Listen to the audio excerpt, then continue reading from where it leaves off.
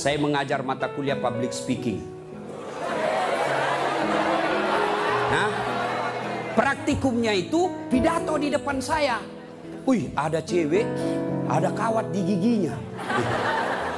Saya biasanya di kampung pagar yang dikawat. Ini giginya dikawat. Saya tanya, apa namanya itu, Dek? Dia bilang behel. Oh.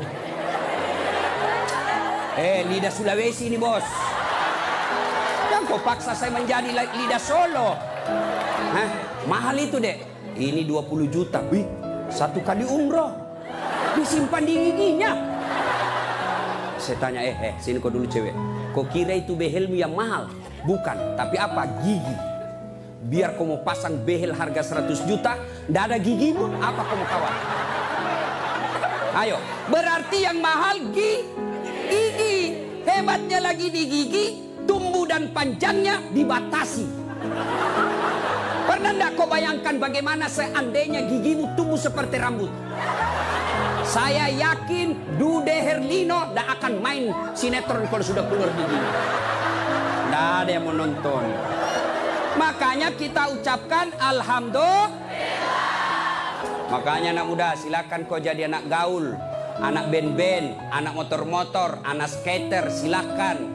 Tapi jangan dekati yang namanya minuman keras.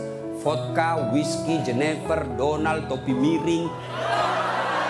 Saya baca.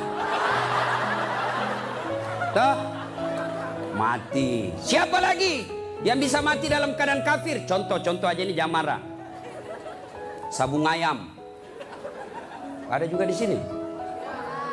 Didapat sama polisi. Kejar sama polisi. Jangan lari. Masih lari, tembak peringatan. Masih lari, tembak 2 kali. Masih lari, tembak 3 kali. Akhirnya tembak kakinya. Tembak kakinya, kepalanya dikena. Saya tanya temanku ya polisi, bagaimana caranya kakinya kok tembak kok kepalanya dikena? Dia bilang soalnya waktu tembak dia jongkok. Pantas. Ini yang kau musuhi polisi cowok. Hei, kau kira enak kalau hidupmu tidak ada polisi di Indonesia? Rumahmu dirampok, istrimu dibunuh, anak gadismu diperkosa, hartamu dijara, kau datang ke polisi. Tolong polisi, tegakkan hukum, cari pelakunya. Apa kata polisi? Mohon maaf, baru saja polsek bubar.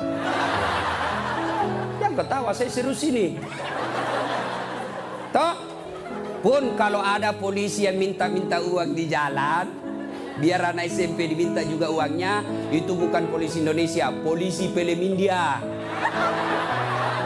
Itu film India kan 3 jam, nanti habis film baru dia datang.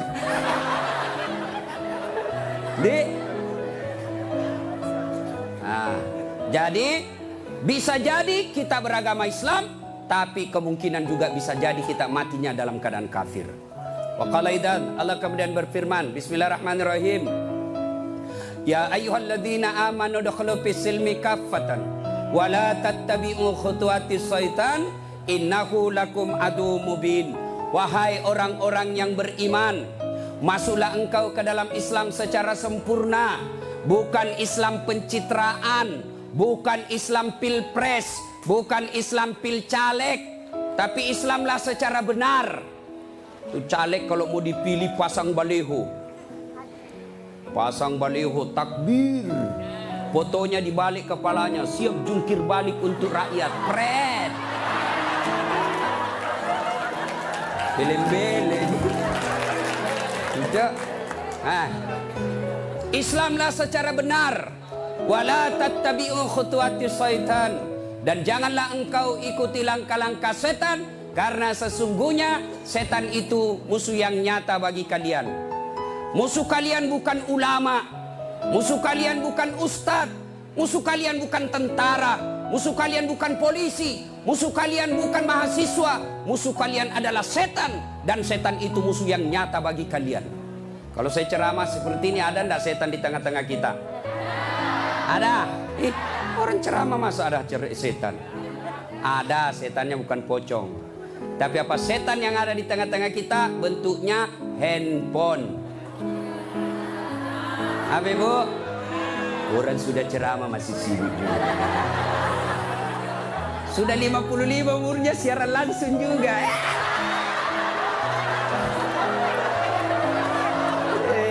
Gayanya.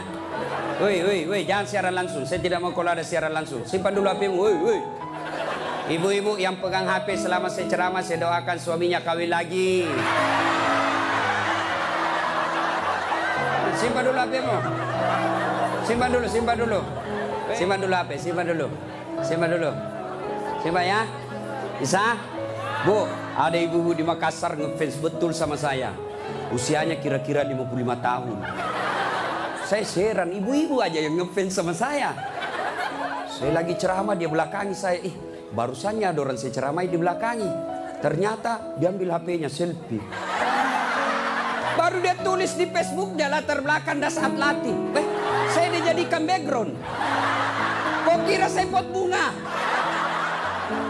Selesai ceramah dia kejar 55 umurnya. Selesai saya ceramah dia kejar. Ustadz boleh selfie? Boleh rame-rame supaya tidak ada fitnah. Sudah dia ganti lagi gayanya. Udah ulang lagi. Ulang Ustadz, jelek saya bilang dalam hati. Biar kau ulang apa? Mukamu yang jelek.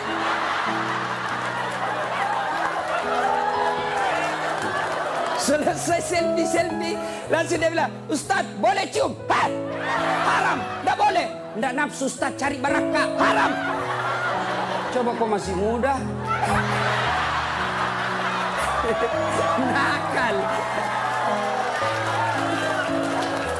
Simpan dulu HP ya, simpan dulu ya. Bu, bisa? Nah. Wa qala idzan, Allah kemudian berfirman, Bismillahirrahmanirrahim. Innallaha wa malaikatahu yusalluna 'alan nabi. Ya ayyuhalladzina amanu sallu alaihi wa sallimu taslima. Sesungguhnya Allah dan para malaikatnya bersalawat kepada Rasulullah Muhammad sallallahu alaihi wasallam, maka wahai orang-orang yang beriman, bersalawatlah kalian kepada Rasulullah dengan sebaik-baik solawat. Saya mau dengar mana lebih kencang suaranya, ibu-ibu dengan bapak-bapak. Kita tanding malam ini, siap? Siap? Nah, yuk cowok-cowok, terutama ini cowok jomblo fisabilillah. Nah, kau diam dulu, kita dengar dulu ibu-ibu salawat ya. Ayo bu, ayo bareng-bareng bu. Salatullah salamullah ala toha Rasulillah. Salatullah salamullah ala yasin Habibillah. Alhamdulillah. Ini bukan kencang, ini namanya sahdu. Suara begini yang kasih nafsu laki-laki. Makanya cewek, kalau kau ditelepon cowok, jangan kau kasih sahdu suaramu. Assalamualaikum, waalaikumsalam. Bagaimana orang tak nafsu sama kau? Lagi di mana dek? Di rumah aja kan? Kau tegas dong. Sebagai cewek muslimah, jangan kau mendayu-dayu. Assalamualaikum, waalaikumsalam. Lagi di mana? Di rumah. Ngapa? Apa tanya-tanya? Berhenti. Ini waalaikumsalam. Ibu-ibu diam, kita dengar ini cowok-cowok. Ayo, cowok jangan mempermalukan jenis kelamin. Ayo. Diam ya, diam. Kita dengar ini cowok. Yuk. Salatullah salamullah ala toha Rasulillah. Salatullah salamullah ala yasin. Masya Allah. Terima kasih. Sudah mi bos. Overdosis kok. Kita diam semua. Kita dengar ini di atas. Ayo. Duduk ngambil gaya lo. Ya, ayo bareng-bareng. Yuk. Loben. Ini mau poligami, Fred.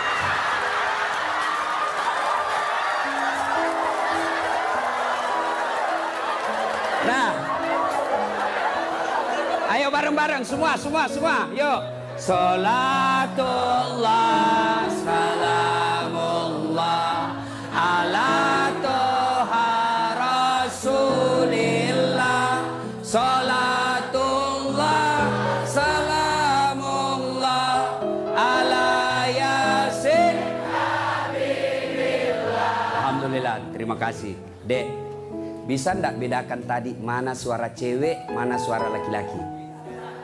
Bisa. Kenapa bisa? Karena Allah kasih kita telinga yang lengkap sensor pembedanya. Dia bisa bedakan mana bunyi handphone, mana bunyi kentut.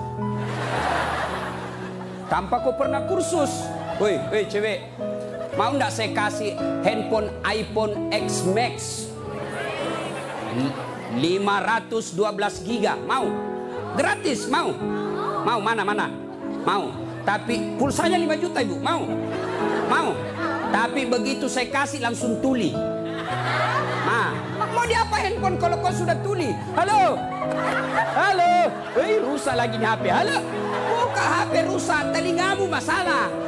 Berarti yang mahal bukan jaringan, yang mahal bukan seluler, yang bukan handphone yang mahal. Apa yang mahal? Telinga. Allah kasih kau gratis, tidak perlu kau bayar. Hebatnya lagi nih telinga, ya. Tempatnya kiri kanan proporsional. Bagaimana seandainya telingamu satu di bawah pantat? Halo, ya Ustaz. Lagi di mana? Di rumahnya Ustaz. Ayo. Repot toh? Ya, repot. Makanya kita ucapkan Alhamdulillah. Woi, cowok. Woi. Mau saya kasih ini kamera, mahal ini kalau dikumpul semua, ratusan juta ini. Saya mengajar mata kuliah fotografi di UNHAS. Nih, ya. Kalau kau mengambil gambar, kau harus tahu berapa megapiksel kekuatan kamera kamu.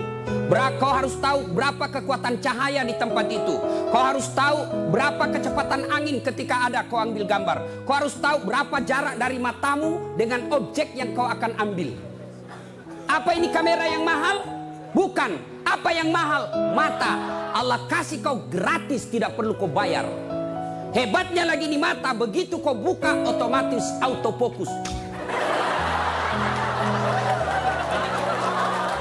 Tidak perlu kau putar. Siapa ini? Oh, ternyata Felix Xiao. Wah, tidak perlu Pak. Otomatis. Dan hebatnya lagi di mata, Allah kasih kau sensor. Dia bisa bedakan mana istri, mana tetangga. Coba bayangkan, seandainya tidak bisa dibedakan, tertukar istrimu. Kenapa malam minggu lain-lain rasanya ini? Ternyata Satpol PP. Makanya kita ucapkan Alhamdulillah. Bos, saya mengajar mata kuliah public speaking. Nah, praktikumnya itu pidato di depan saya. Wih, ada cewek, ada kawat di giginya. Saya biasanya di kampung pagar yang dikawat. Ini giginya dikawat. Saya tanya, apa namanya itu, Dek? Dia bilang behel. Oh. Lidah Sulawesi ini, bos. Jangan kau paksa saya menjadi lidah Solo. Hah? Mahal itu, Dek. Ini 20 juta. Wih, 1 kali umroh. Disimpan di giginya. Saya tanya, sini kau dulu cewek. Kau kira itu behelmu yang mahal? Bukan, tapi apa? Gigi. Biar kau mau pasang behel harga 100 juta, tidak ada gigimu, apa kau mau kawat? Ayo, berarti yang mahal gigi. Hebatnya lagi di gigi, tumbuh dan panjangnya dibatasi. Pernah tidak kau bayangkan bagaimana seandainya gigimu tumbuh seperti rambut? Saya yakin Dude Herlino tidak akan main sinetron kalau sudah keluar gigi. Tidak ada yang menonton. Makanya kita ucapkan Alhamdulillah. Makanya jangan kau pernah ngeluh. Jangan kau merasa putus asa. Jangan kau merasa kamu miskin. Kalian semua orang kaya. Yang kekayaanmu kata Allah, fi ahsani takwim. Itu badanmu yang sangat cantik. Ya, saya jelek Ustaz karena kau membandingkan sama yang cakep. Saya tidak mau duduk dengan ini artis Satri Hijrah, hancur saya. Hancur. Lebih baik saya dekat-dekat sama Tukul 11-12. Kalau saya dekat-dekat di sini hancur saya, Pak. Bersyukurlah kepada Allah, dan salah satu cara bersyukurmu kamu datang di tempat ini. Allah kasih kita begitu banyak nikmat, sehingga Rasulullah pernah sujud meneteskan air mata dalam sujudnya. Lalu Umar bertanya, ya Rasulullah, kenapa kau meneteskan air mata? Kata Nabi, karena saya tidak bisa membayar nikmat Allah dengan ibadah yang saya lakukan. Adakah yang bisa mengalahkan ibadahnya Nabi? Demi Allah, di kolong langit ini tidak ada orang yang hebat ibadahnya seperti Rasulullah Muhammad SAW. Tapi beliau masih sadar ibadah yang dilakukan tidak mampu membayar nikmat yang Allah berikan. Maka kalian bersyukur datang ke tempat ini. Dengan catatan, setelah kau datang ke tempat ini, sehari sampai 3 hari, kalian dengar dakwah, kalian berzikir, kalian ngaji, kalian mencatat. Ingat, setan tidak pernah putus asa menggoda kalian. Bagaimana cara dia goda? Dia hancurkan pahala-pahalamu. Adakah perbuatan yang bisa menghancurkan pahala-pahala kita? Ada, kata Nabi, sittatu asyain tukhbitul amal. Ada 6 sifat yang bisa menghancurkan amal-amal kebaikanmu. Adik-adik sekalian, kalian pulang ke sini 3 hari kalian bertempur. 3 hari kalian bertempur melawan iblis, melawan kesombongan, melawan kepongahan, meningkatkan kesabaran. Jangan pikir setan putus asa menggodamu. Dia akan goda kamu setelah kau pulang. Dengan cara apa? Dia hancurkan amal-amalmu. Sehingga nanti kau berkata di hadapan Allah, ya Allah, mana pahalaku? 3 hari 3 malam saya dengar dakwah. Allah menyatakan, memang dulu ada pahalamu, tapi hancur oleh karena perbuatanmu sendiri. Apa gerangan yang menghancurkan amal itu? Kata Nabi, 1, al-istighalu bi'uyubil khalq. Suka sekali cerita kejelekan orang, dia lupa kejelekan dirinya sendiri. Gosip, gibah, penyakitnya ibu. Nabi ketika Isra Mi'raj diperlihatkan, bawa Nabi ke surga, Masya Allah banyak perempuan. Masuk ke neraka, na'udzubillah min dzalik, lebih banyak lagi perempuan. Kenapa? Kata Nabi, karena 2 hal. 1, dia tidak mampu mensyukuri nikmat berupa suami. Dan yang kedua, dia tidak mampu menjaga mulutnya. Penyakitnya ibu-ibu. Saya aja lewat tadi masih ada yang gosip. Begitu saya dilihat, dia bilang, itu juga bajunya yang di YouTube. Sibuk. Kenapa? Saya pakai baju kau yang sibuk. Kang gosip. Jengkelku. Kenapa kau gosip saya? Bu, halo ibu. Penyakit ibu-ibu yang tidak bisa dikendalikan hawa nafsu menceritakan kejelekan orang. Kalau laki-laki kumpul paling dicerita, wih, itu anak sayang. Yang pertama cakep tapi beleng-beleng. Itu yang kedua cakep, tapi ya dongo. Itu kan. Paling kita cek itu, wah itu motor saya rewel, itu mobil saya yang tua, wah sedikit-sedikit mogok lagi, itu atap rumah saya bocor. Paling kalau bapak cerita itu, tapi coba kalau ibu-ibu. Pertama dicerita sinetron, jelek betul sifatnya itu ya. Iya toh, langsung tetangga jadi korban. Kumpul begini tuh masih ada gosip. Apa? Dia enggak ngomong tapi matanya dong. Apa? Kudungnya enggak serasi dengan roknya. Beliau kayak umbul-umbul. Sudah. Satu udah digosip. Lewat lagi 1. Apa? Palsu. Kenapa kau tahu? Lipstiknya. Kenapa kau tahu? Melengket di giginya. Coba ya. Ayo adik-adik. Ya. Nah, maka saya heran sebagai anak bangsa, kok kita dituduh orang Islam selalu menyebarkan fitnah. Islam sangat membenci fitnah sehingga Nabi mengatakan, al-fitnatu asaddu minal qatl. Fitnah itu lebih kejam daripada membunuh. Jadi pemain buser, apakah namanya itu? Cocoknya baser, apakah itu? Yang suka cari-cari duit dari menyebarkan fitnah. Hah? Yo itu baser. Hah? Manalah. Tidak adalah kita orang Islam.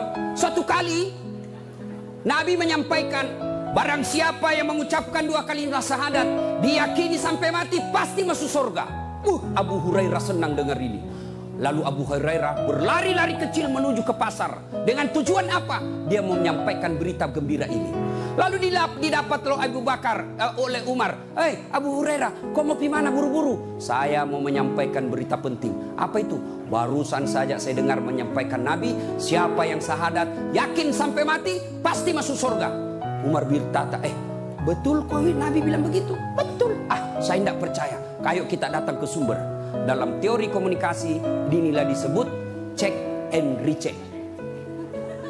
Datanglah Umar klarifikasi ke sumber berita. Rasulullah, ya Rasulullah, katanya Anda mengucapkan siapa yang syahadat yakin sampai mati pasti masuk surga. Apa betul berita seperti itu ya Rasul? Nabi katakan betul. Tapi ya Rasulullah, ada apa? Ini Abu Hurairah, dia mengumumkan di pasar. Terus saya khawatir nanti disalahpahami umat kita. Biar tidak sholat yang penting syahadat masuk surga. Biar judi yang penting syahadat masuk surga. Biar zina yang penting syahadat masuk surga. Saya salah paham nanti orang. Saya khawatir hadis ini dipahami dengan salah. Lalu Nabi katakan, oke, jangan kau sampaikan ini halal umum, karena dia bisa mengganggu kemaslahatan umat. Itulah sebabnya kita kenal dalam Islam, likulli makam makal, walikulli makal makam. Setiap ada ucapan, ada tempat yang cocok untuk ucapan itu, dan setiap tempat ada ucapan yang cocok untuk tempat itu. Maka ibu-ibu harus bijaksana memegang WhatsApp, harus bijaksana memegang medsos. Kenapa? Karena jika ibu salah menempatkan medsos itu, maka ibu bisa berujung pada penjara. 2. Yang bisa menghancurkan amal kebaikan kita. Apa itu kata Nabi? Hubbud dunia, terlalu cinta kepada dunia.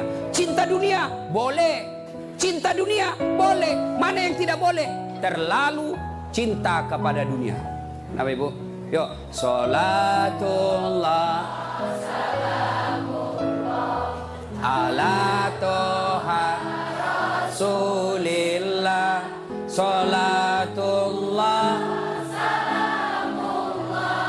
ala yasin habibillah. Cinta dunia. Mana cinta dunia? 1. Menganggap enteng ibadah. Hayya 'alas shalah. Sebentar, masih panjang waktu duhur. Ini kan sampai jam 3. Cinta dunia. Mana lagi cinta dunia? Ini paling banyak cewek. Mukanya dia tidak terima dengan ikhlas. Mukanya dikira tembok, coklat, biru, abu-abu, krem. Sekarang cewek kan banyak palsu. Bulu matanya panjang, palsu. Matanya biru, palsu. Bibirnya merah, palsu. Pantatnya gabus, palsu.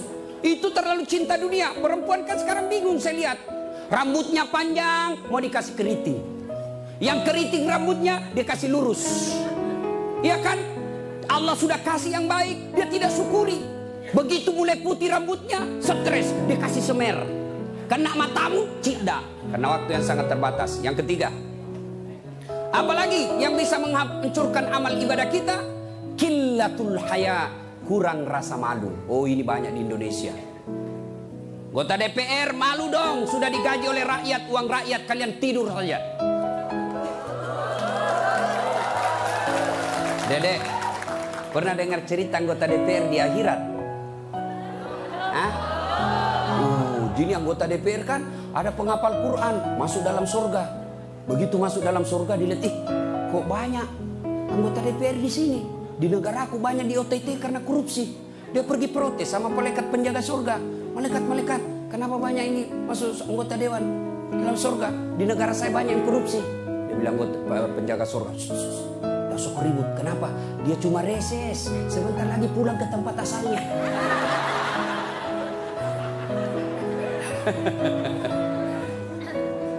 Terlalu cinta kepada dunia dilarang oleh agama. Maka oleh sebab itu kita diberikan hanya syukuri nikmat yang Allah berikan. Yang ketiga, qillatul haya, kurang rasa malu. Malu dong menyebarkan fitnah. Malu dong jadi artis tapi menyebarkan syahwat. Malu dong jadi pejabat tapi korup. Malu dong jadi kontraktor tapi rampok. Pernah dengar cerita kontraktor di akhirat? Hah? Oh, ini penghuni akhir, penghuni sorga sama penghuni neraka baku SMS. SMS-an dia. bilang penghuni surga, Mas bro, bagaimana kabarmu di situ? Bah, tidak ada enak di sini. Di blender terus kita di sini. Tidak ada jam istirahat. Kau di situ bagaimana kabarmu di surga? Masya Allah, enak betul. 1 laki-laki 7 bidadari. Bayangkan Pak, 7. Dan itu bidadari tidak pernah kentut. Seperti istri kita di rumah 7 kali kentut 1 hari. Tidak pernah kentut. Perawan terus. 7 bidadari. Sampai jam berapa?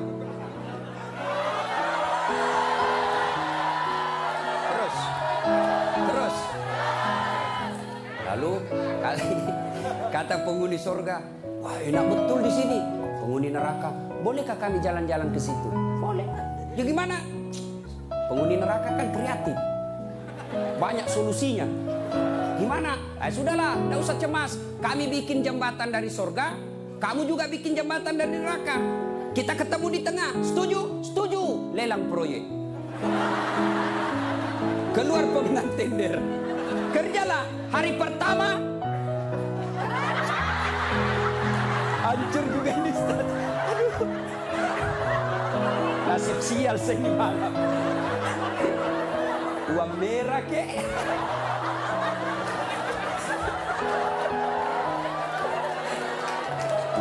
Jauh-jauh dari Sulawesi 10.000.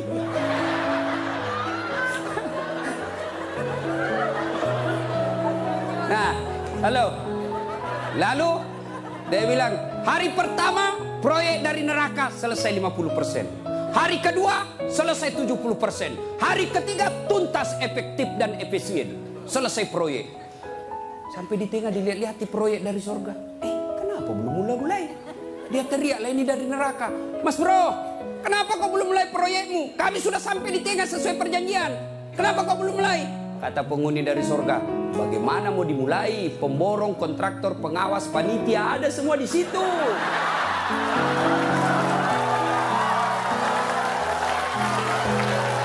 Di sini penghafal Quran aja di sini. Nggak tahu itu proyek, salah-salah kalkulatornya. Ya, cinta dunia, ya, kurang rasa malu.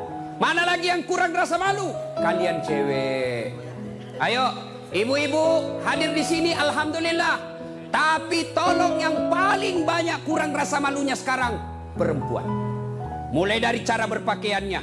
Kata Nabi, suatu waktu nanti perempuan berpakaian tapi telanjang dan mereka menyukainya. Berpakaian tapi telanjang dan anehnya mereka suka. Mana disebut berpakaian tapi telanjang? Lihatlah sekarang. Saya selalu istilahkan, lebih susah lihat paha ayam kampung daripada paha cewek. Yang ketawa, saya serius ini. Coba lihat paha ayam kampung. Bapak harus kembali kampung dulu. Namanya ayam kampung, jadi kita harus kampung dulu. Iya toh? Sampai di kampung, kau sudah lihat pahanya ayam? Tidak. Kau beli dulu 100.000. Sudah kau beli, sudah kau lihat pahanya? Belum. Kau kejar dulu 1 jam. Begitu kau mau tangkap, dia terbang. 1 jam dikejar, baru tangkap. Sudah kau tangkap, sudah lihat pahanya? Belum. Kau potong dulu dengan ucapan Bismillahirrahmanirrahim. Sudah kau potong, sudah lihat pahanya? Belum. Kau rebus dulu 15 menit air panas. Sudah kau rebus, sudah lihat pahanya? Belum. Baru dicabut. Baru kelihatan pahanya putih mulus. Balik kampung, kau keluar 100.000, kau kejar 1 jam, kau potong dengan kalimat basmalah, kau rendam 15 menit air panas, baru lihat pahanya yang putih. Ayam kampung. Tapi coba lihat cewek, kau berdiri saja di pinggir jalan, 15 menit, 10 pasang paha cewek gratis. Bahkan kadang-kala boleh dicolek. Makanya cewek, mari kita kerjasama. Kami laki-laki jaga mata, tapi tolong Anda cewek jaga akhlak. Biar kami setengah mati jaga mata, kalau kalian gentayangan habis amal kami.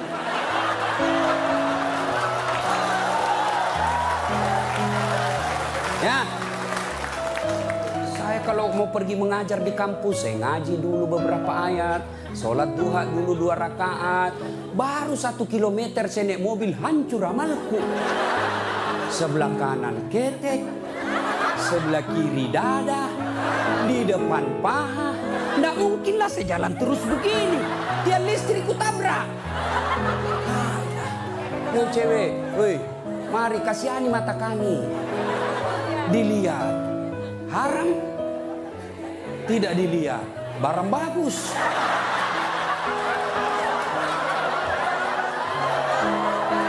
Hei, oke. Sekarang banyak perempuan kurang rasa malunya. Dulu. Kalau ada perempuan hamil di luar nikah, dibuang dari kampungnya. Keluar kau menyebarkan aib. Itu dulu. Dulu perempuan meskipun belum pakai jilbab, tapi dia jaga harga dirinya. Saya zaman SMA kan belum ada jilbab.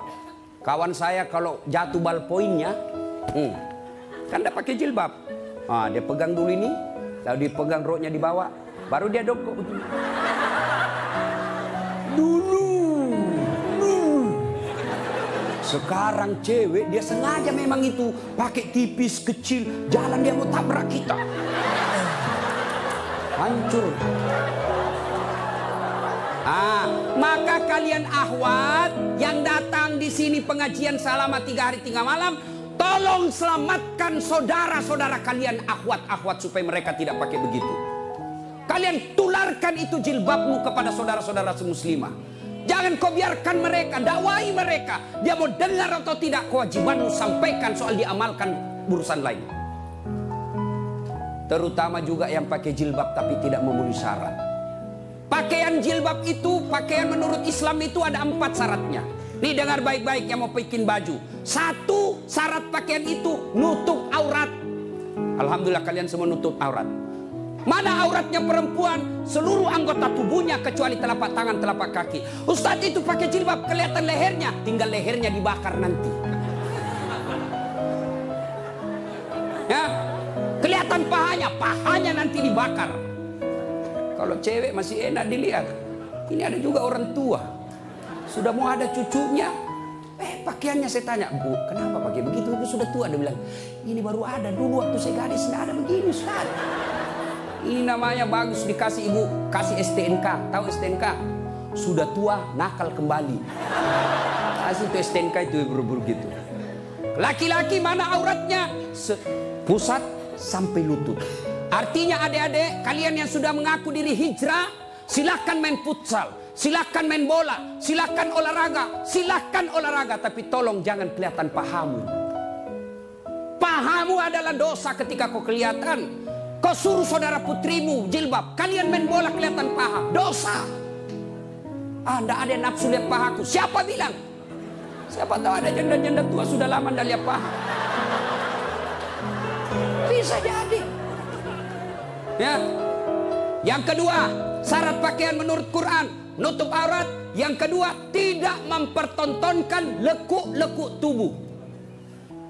Ada orang pakai jilbab tapi bajunya sempit. Susah jalannya. Coba lihat itu kalau ada pengantin, pakailah jilbab sakaratil maut. Yang 3 lapis, kuning, biru, abu-abu. Dikasih kiri lagi sedikit. Ada talinya dia ikat-ikat dulu. 2 meter dia kasih di lehernya. Kasih dulu. Mulai nggak bisa gue yang bajunya sempit, roknya sempit. Jalan lah dia bilang suaminya, buru-buru ibu kita ketinggalan. Tunggu dulu Pak. Dongo. Itu namanya beleng-beleng. Tahu beleng-beleng? Dongo. Tahu dongo? Nah, kau lah itu. Ayo. Syarat yang ketiga, cowok juga. Kalian pikir kalau kau cowok berpakaian ketat-ketat tidak berdosa? Dosa juga itu. Yang lebih mencengkelkan itu yang gendut. Masuklah dia di masjid pakai kaos oblong. Begitu dia ruku, mulai mencemaskan. Sujud, ada celengan. Beleng-beleng.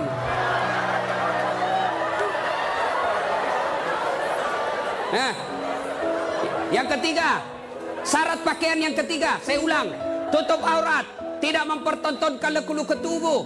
Yang ketiga, pantas. Apa maksudnya?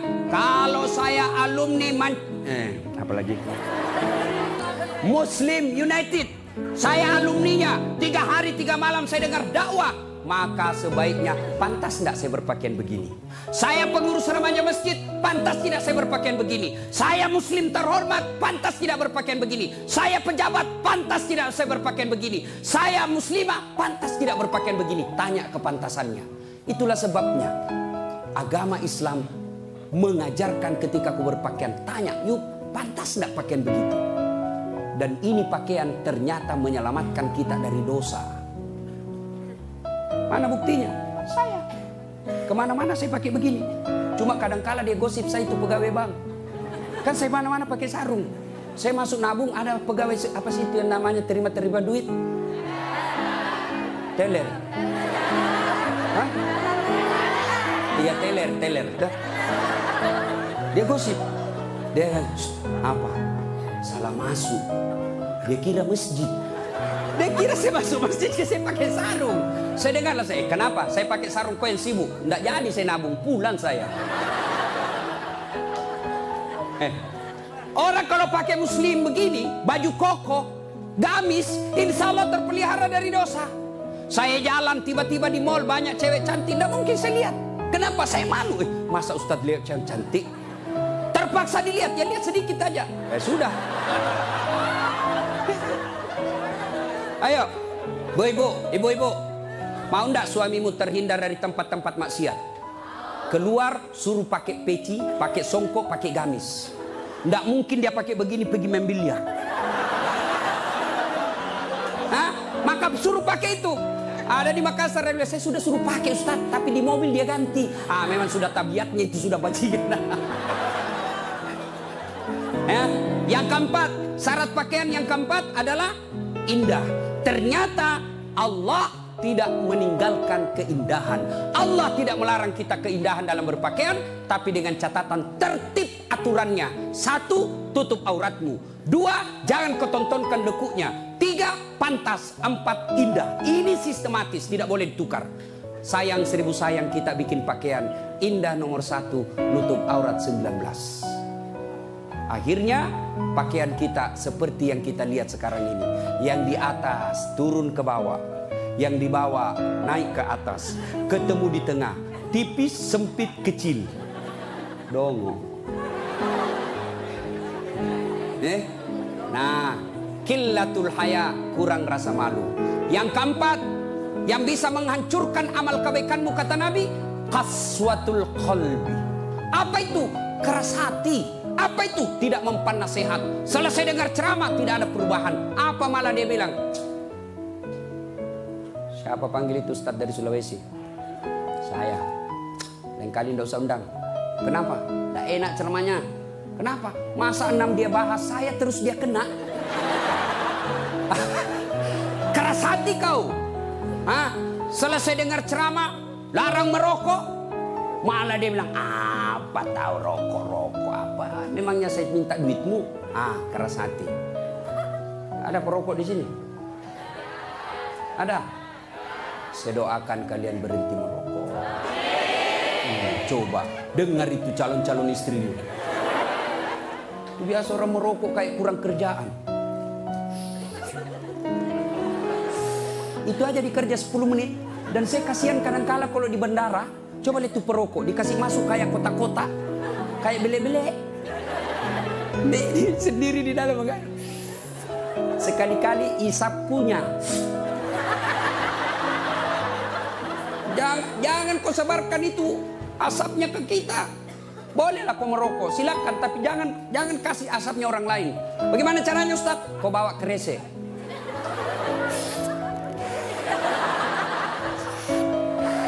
Itu bebas polusi. Ibu-ibu setuju enggak suaminya berhenti merokok? Kalian membenci 9 naga. Kalian membenci mereka-mereka itu. Tapi kalian beli rokoknya. Kalau kalian mau hancurkan mereka, berhenti kau merokok. Lebih baik itu rokokmu anak muda, kau tabung, lamar cewekmu. Kau juga cewek, jangan terlalu lama mau dipacari. Ini pacaran Islami Ustaz, pret. Pacaran syar'i. Mana ada pacaran syar'i cilaka? Dengar ini cewek. Kau sudah 2 tahun dipacari tidak dilamar-lamar. Berhenti kau. Kasih tahu itu cowokmu. Hei, motor aja dicicil 1 tahun sudah lunas. Kamu sudah 2 tahun dipacari tidak dilamar-lamar. Modal 10.000. Roti 1, teh botol 1, autan 2. Modal 10.000 malam minggu. Qaswatul qalbi, keras hati, tidak mempan nasihat. Mereka yang selesai dengar dakwah tapi tidak ada perubahan, itu yang disindir oleh Allah. Wadawa'un alaihim a'anzartahum la yu'minun. Kau sampaikan ayat Allah atau tidak, kau ceramai atau tidak, sama saja mereka tidak akan beriman. Keras hati, habis amal. Yang ke-5, penghancur amal, tulul amal. Apa itu? Panjang angan-angan alias malas. Dan yang ke-6, wadzalimun la yantahi, perbuatan zalim yang tidak bisa dihentikan. Zalim kepada Allah, tidak sholat. Puncak kesaliman kepada Allah, tidak sholat. Ada yang malas sholat di sini? Ada?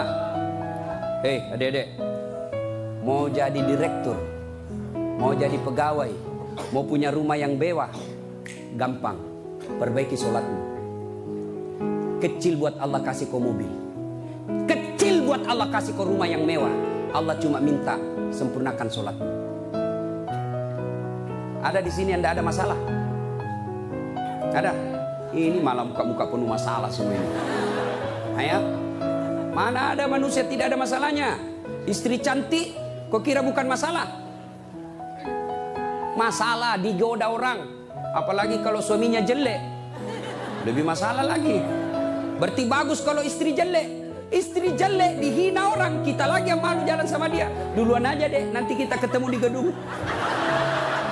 Sampai deket tuh tidak muncul-muncul suaminya. Mana kau bang? Tidak jadi, saya mencret. Istri jelek masalah, istri cantik masalah. Mana ada orang tidak ada masalahnya? Kita kuliah apa masalah? Mau sarjana. Sudah sarjana selesai masalahmu? Tidak, mau punya kerja. Sudah punya kerja selesai masalahmu? Muncul masalah baru. Apa? Mau jadi kepala dinas. Sudah kepala dinas selesai masalahnya, muncul masalah besar lagi, mau jadi sekda. Sudah jadi sekda selesai masalahnya, belum, mau jadi wali kota. Sudah jadi wali kota, mau 2 periode. 2 periode baru dongo. Beleng-beleng. Kau salah, kenapa kau suruh pilih dongo? Mau kau? Ayo, tidak ada orang tidak ada masalah. Ya, maka Allah tidak mengatakan, hei Das'ad, ada masalahmu, kau puasa dulu. Tidak. Hei Das'ad, ada masalahmu, kau jadi dokter dulu, kau jadi insinyur dulu, kau kaya dulu, kau anggota DPR dulu. Allah tidak menyatakan itu. Allah cuma minta 2. Ista'inu bisawri wassalah. Sabar, perbaiki sholatmu, saya yang selesaikan masalahmu. Itu janji Allah, bukan janji caleg. Kalau caleg mau dipilih, dibagi-baginya kartu namanya, pilih saya, pilih saya. Ada masalah, telepon saya 24 jam. Begitu terpilih, dia ganti nomor HP-nya. Allah janji, pasti Allah tepati. Allah cuma minta, ada masalahmu cewek, kau risau soal jodoh, yuk perbaiki sholatmu. Hei cowok, ada masalahmu, kau sudah sarjana, tidak dapat kerja, yuk sempurnakan sholatmu. Saya sudah sholat Ustaz. Betul kau sholat tapi tidak ikhlas. Hayya 'alas shalah, asar lagi. Barusan duhur, kau tidak ikhlas. Saya sudah sholat Ustaz. Betul kau sholat tapi main-main. Mana buktinya? Allahu Akbar.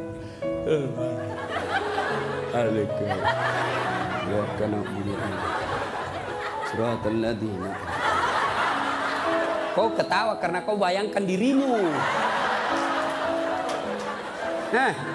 Siapa yang ngajar kau sholat begitu? Sampai ada yang tanya saya ibu-ibu, Ustadz boleh enggak sholat? Panas Ustadz di rumah, enggak ada AC, enggak ada kipas. Sholat duhur boleh enggak tidak pakai BH? Boleh, tapi kau tidak beradab namanya. Boleh. Bayangkan kalau kau ruku. Yang ketawa cowok, ini barengan laki-laki perempuan. Boleh, tapi tidak beradab namanya. Itu kau tidak ikhlas. Saya sholat Ustadz, betul kau sholat. Tapi sholatmu ya tidak seperlunya. Ayo juga sholat Allah.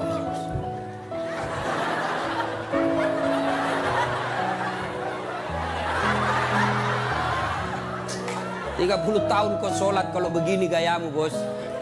Adik-adik, kau punya handphone? Ibu-ibu punya handphone? Waktu beli handphone itu ada buku pedoman kan? Iya. Dan di situ dicatat merah tebal buku pedoman petunjuk pemakaian handphone. Dicatat besar-besar, catatan penting. Baca buku pedoman ini sebelum penggunaan handphone. Handphone aja kau pakai itu belum tentu untuk kebaikan, ada buku pedoman penggunaannya. Sholat kalian yang pakai 5 kali sehari semalam paling sedikit, lalu kenapa kau tidak pernah buka buku pedoman sholatmu? Ya, nah, maka bu, bapak, perbaiki saja sholat. Insya Allah selesai masalahmu. Nah, zolim, zolimun la yantahi. Perbuatan zolim yang tidak bisa dihentikan kepada Allah. Yang kedua, zolim kepada jenis kedua, zolim kepada sesama manusia. Tidak usah zolim kepada tetangga. Ibu-ibu zolim kepada suaminya. Mana ibu-ibu zolim kepada suaminya? Suaminya dijadikan tahanan kota. Baru keluar 1 jam ditelepon. Di mana kau, Pak? Di mana kau? Keluar kau, pulang kau. Bagaimana kita tidak cepat mati? Kita keluar, kau cari sampai di rumah, kau maki-maki. Baik kalau kau cantik, berat badan makin nambah. Dulu makan canggoma, nonton sinetron ngangkat ketek sambil menguap. Kita di jalan semua harum cewek-cewek, sampai di rumah la haula wala quwwata illa billah. Suami zalim kepada istrinya. Contohlah Rasulullah, ya. Rasulullah itu sangat romantis. Maka orang yang zalim kepada Allah adalah tidak menunaikan kewajibannya kepada Allah. Zalim kepada sesama manusia, hak-haknya orang dia serobot. Dan yang ketiga, zalim kepada diri sendiri. Apa zalim kepada diri sendiri? Dia sudah tahu maksiat, tapi dia tetap lakukan. Maka menghindari semua itu, kita hadir di tempat ini sebagai wujud kita cinta kepada Allah. Mudah-mudahan kesalahan-kesalahan kita diampuni oleh Allah Subhanahu wa Ta'ala. Banyak yang ingin kita sampaikan, tapi waktu jualah yang membatasi kita. Insya Allah lain waktu dan kesempatan kita akan lanjutkan. Kalau masih mau dengar ceramah saya, gampang. Gimana caranya, Ustadz? Ambil handphonemu, buka YouTube, tulis nama saya Das'at Latif. Keluarlah ceramah saya ratusan. Sudah itu jangan lupa kasih tanda begini. Nah, ketawa saya serius ini, bos. Yang kau kasih begini. Kalau kasih begini deh, cari kau malaikat pencabut nyawa. Masa ceramah kau kasih begini? Dah enak perasaan kau lihat cara mata kasih begini, bos. Kalau kau tidak senang, ya sudah, tidak usah komentar. Nah, cuma cepat habis kuota, 1 jam habis menguras kuota. Maka saya sediakan ceramah yang tidak menguras kuota. Gimana caranya? Follow saya di Instagram. Das'at Latif 1212. Das'at Latif 1212. Sudah ku follow, Ustaz. Tidak mau tak putar ceramahmu. Hakul yakin dada datamu. Kau beli kuota dulu ya. Nah, sudah ibu bapak, mudah-mudahan ada manfaat. Sebelum kita akhiri, mari kita kirimkan suratul Fatihah kepada Rasulullah Muhammad SAW. Khasiat dan keutamannya kita ikhlaskan untuk mereka yang merintis pembangunan masjid ini. Yang terkenallah masjid ini seluruh jagat Indonesia. Masjid ini adalah masjid pergerakan umat Islam di Yogyakarta. Mari kita doakan. Mudah-mudahan orang-orang yang berpartisipasi dalam pembangunan masjid ini dan pelaksanaan acara ini, Allah mudahkan hidupnya, Allah balas segala kebaikannya, Allah angkat derajatnya, dan jika kelak menghadap kepada Allah, Allah hadapkan dalam iman dan Islam. Al-Fatihah.